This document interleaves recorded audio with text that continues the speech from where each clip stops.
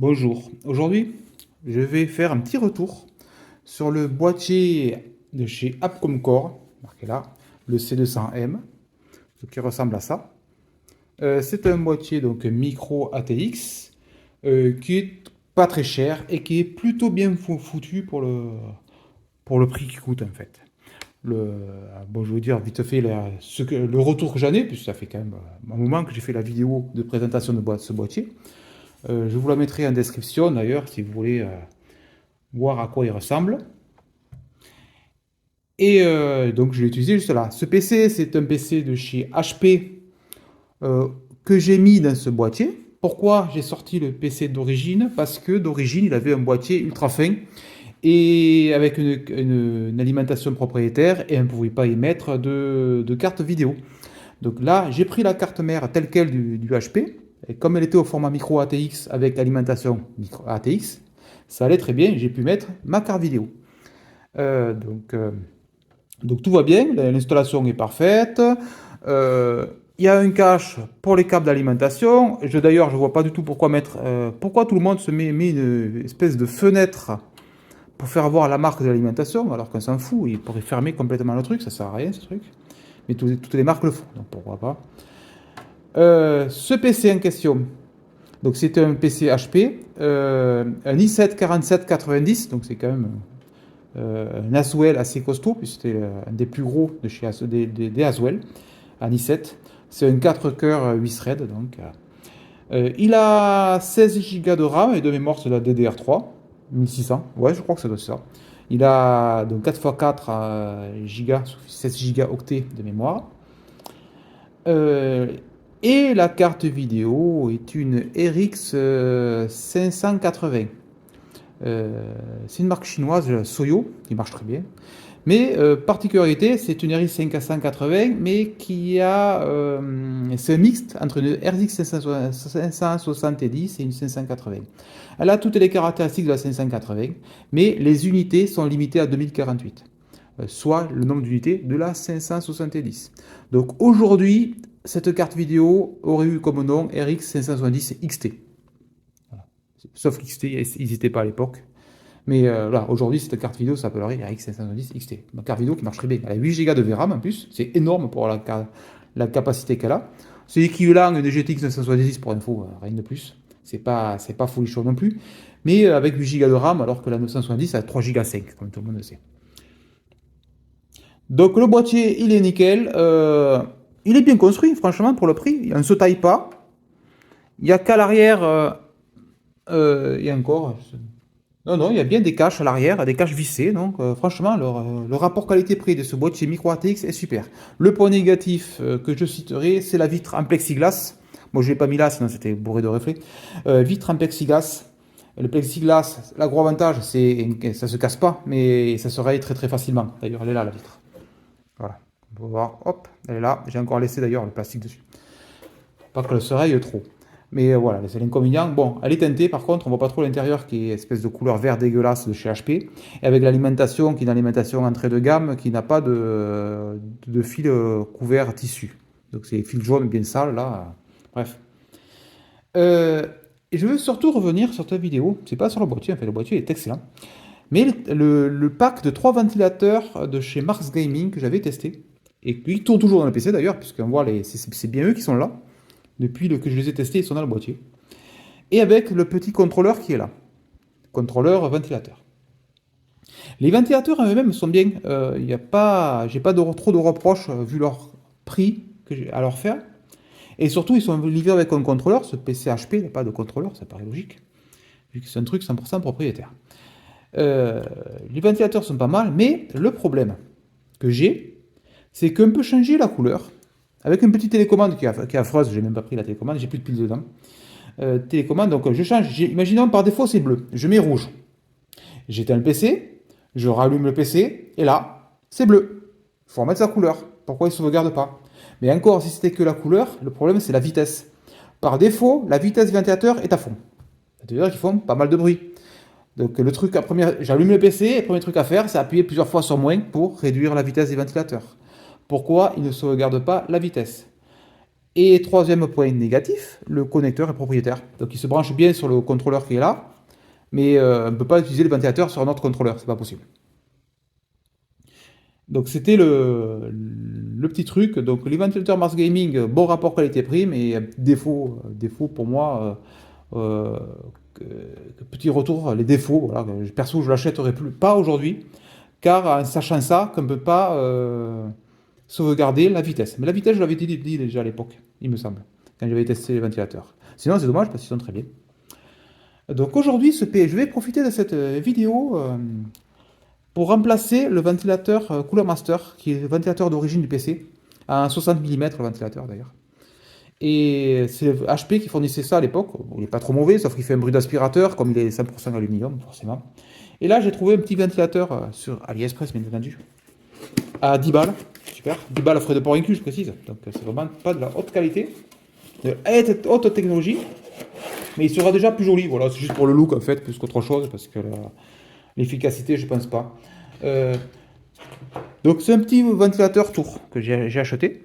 Voilà, avec deux cadeauducs, donc ça fait 4 retours, puisqu'il y en a deux.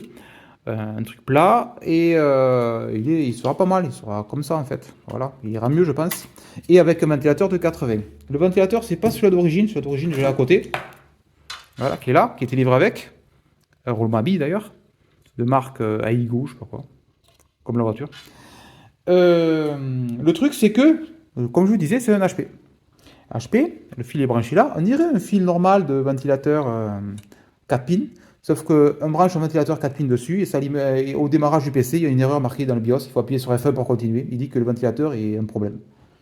Donc l'idée que j'ai eue, c'est que j'ai bêtement pris, je suis en train de calculer, est-ce que ça sera assez long? Ah, si c'est pas assez long, il va falloir que je tourne le ventilateur pour que le fil soit là. C'est pas bien grave, je vais le faire de suite, c'est juste 4 griffes que le tiennent. J'ai pris le ventilateur d'origine du HP qui était en extraction. Il était à l'arrière du boîtier, en fait, ce ventilateur 8 cm là. Et surtout, donc, il a le bon câblage, puisque c'est le ventilateur d'origine HP. Le truc, c'est que derrière la plaque qui tient ce Cooler Master, la plaque tient aussi le socket. Oui, mais HP, ils font des trucs assez bizarres. Donc, je vais essayer de mettre ce truc. J'ai l'impression que ça cadre. Et là, j'ai pris une collection de vis. J'ai des vis qui traînent. Et je vais essayer d'en mettre un, j'espère qu'ils fonctionneront. Voilà, j'ai ma balle de vis. Donc je vais tourner le ventilateur, parce que j'ai pas fait gaffe. Bon, ça prend 30 secondes. Il est juste griffé, vous voyez, avec un fil de fer. Donc je le tourne pour que le fil soit de l'autre côté, à droite, et que je puisse le brancher. Je démonte ça, et on va voir de suite si je peux brancher ce ventilateur tour. Bon, je vous reprends. Hop. J'ai déplacé le ventilateur pour que le câble soit du côté droit pour pouvoir atteindre la prise. Bon, allez, je débranche le ventilateur d'origine. Ah, c'est quoi les vis? C'est pas le bon vis, il faut le tournevis plat. C'est là trop petit.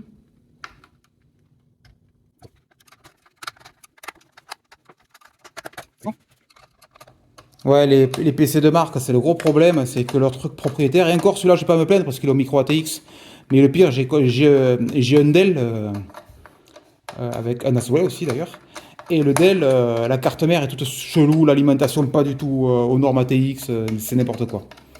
Je déconseille ce genre de PC pour de l'évolution. J'ai dû lâcher franchement du bol avec ce HP, parce que il avait un port PCI Express tout à fait classique, tout était fait basique en fait dedans.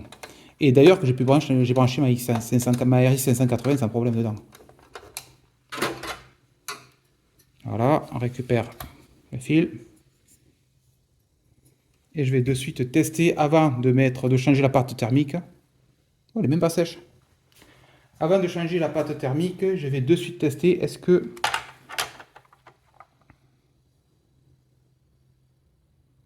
Bah, vous comprenez le système, ce truc là. Espèce de cadre en plastique rigide là, il se visse là, voilà, et avec les griffes, le nouveau ventilateur va se griffer dessus. Donc on va voir de suite, est-ce que j'ai des fils qui est des fils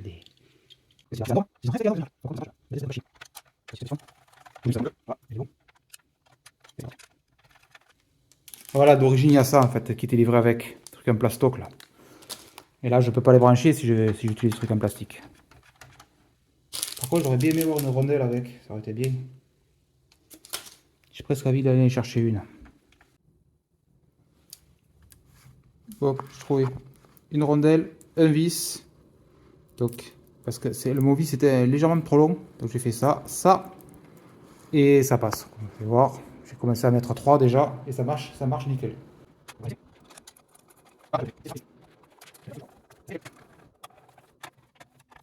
Et ça tient nickel. Voilà, comme je disais.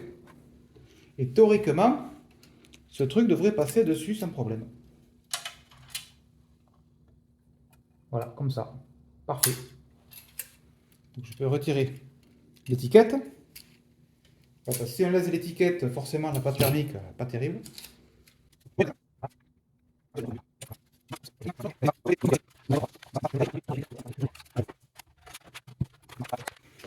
Essayez. Et ça tient. Ça tient bien même. Ah, ça tient nickel. Branchez le fil. Et ça devrait marcher. Il ne manque plus qu'à tester en espérant que ça ne se surchauffe pas. Je pense pas, parce que ça a l'air de très bien tenir. Bon, ça y est, tout en place. Je repositionne. Je vous fais voir. Voilà, le ventirad nouveau est en place. Il ne manque plus qu'à tester. Et ça fait quand même un truc tout rempli.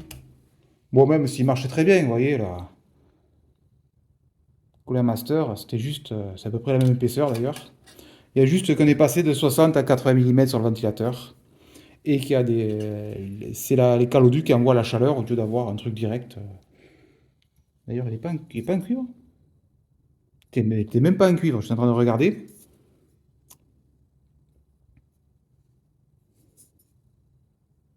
Non, non, c'est de l'aluminium. Il est juste en bloc.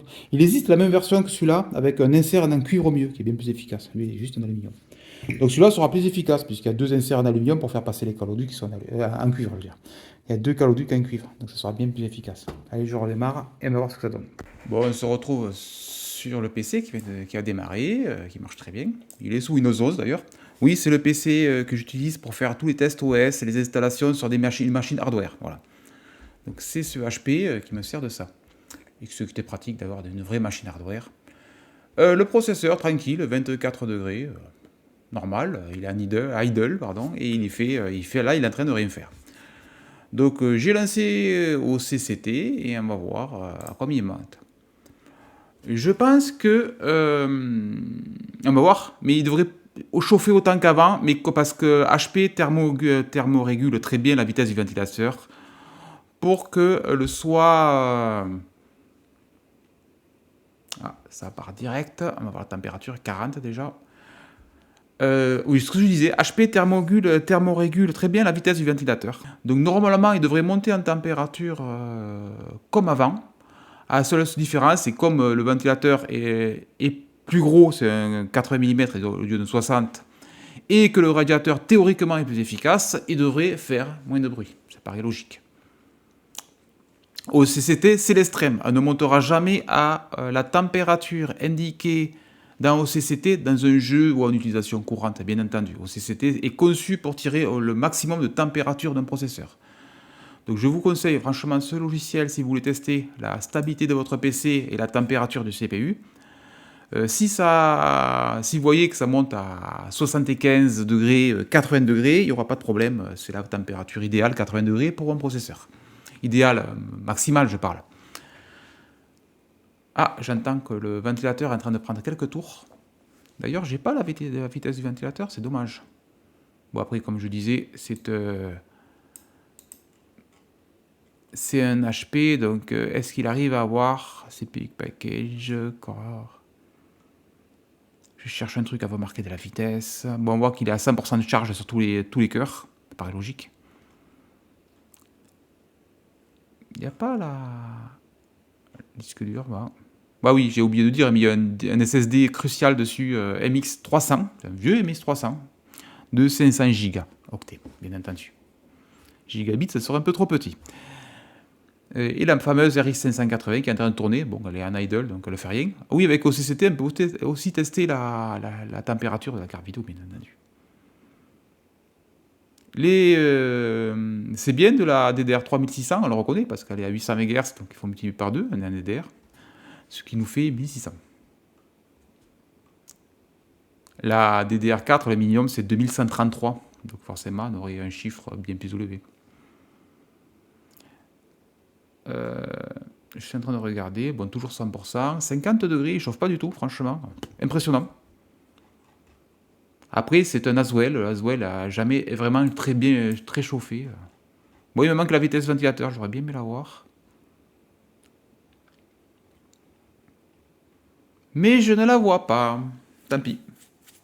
Bon, on voit bien que c'est un i7 4790, c'est bien écrit de partout. Il est à sa vitesse max, il a 3 Go 6, il tourne très bien. Et on a même sa consommation, je viens de voir, 60 watts. Et c'est pas étonnant qu'il ne chauffe pas alors. Pour info, Intel affiche un TDP, les vrais TDP de l'époque, de 83 watts. Ça veut dire que il faut un ventirad qui puisse supporter 83 watts de dissipation. Alors qu'on voit qu'en max, il est à 60 watts, le truc. 83 watts, c'était la théorie. Je pense que si on prend en version 4790K, et qu'un overclock, là, bien sûr, il dépasserait largement les 60 watts. Bon, je pense que le ventilo, c'est dommage qu'il n'y ait pas le ventilo, le ventilo prend des tours puisqu'il arrive à tenir 53 degrés, ce qui est même trop faible, puisque j'entends au bruit que le ventilateur est en train de tourner. HP a réglé vraiment très très fort la vitesse d'une ventilation, parce qu'il aurait pu mettre 70 degrés, ça aurait rien changé en vitesse et tout, et le ventilateur aurait tourné moins vite. Bon, après, au moins il est bien refroidi. Donc, bon, ce que je peux dire, c'est que ce petit ventirad marche très très bien. Oh, je ne pensais pas que ça monte à si peu en température. 53, bon, voilà, c'est stable. Bon, donc il n'y a aucun problème, pas d'erreur détectée, vous voyez, 5 minutes qui est en train de tourner.